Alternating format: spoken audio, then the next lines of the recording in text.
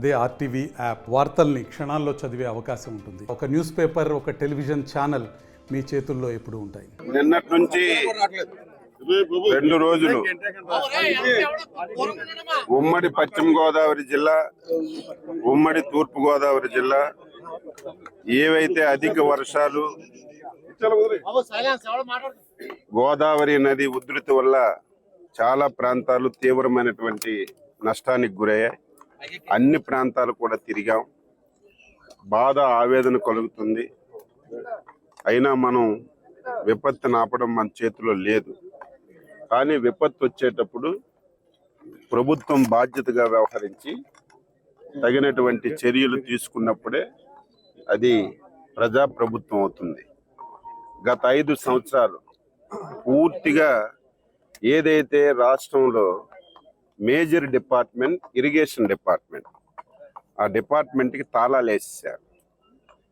ఆంధ్రప్రదేశ్లో ఇంత పెద్ద డిపార్ట్మెంట్ మీద కనీస స్థాయిలో దృష్టి పెట్టకుండా మొత్తం నాశనం చేయడం వల్ల ఈరోజు ఈ ముంపు వచ్చిందని చెప్పి ఏదో నేను ప్రభుత్వంలో ఉన్న మంత్రిగా చెప్పడం కాదు, స్పష్టంగా రైతులు, ప్రజలందరూ కూడా చెప్తున్నారు.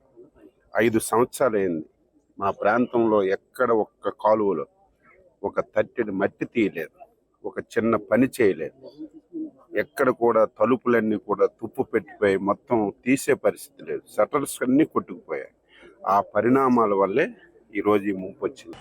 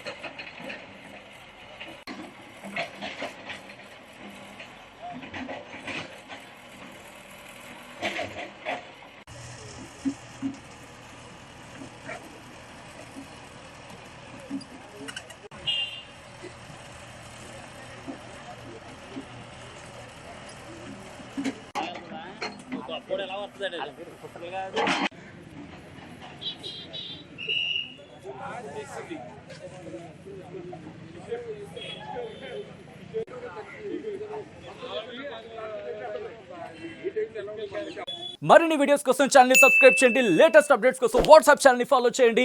అండ్ లింక్ డిస్క్రిప్షన్ లో ఉంది.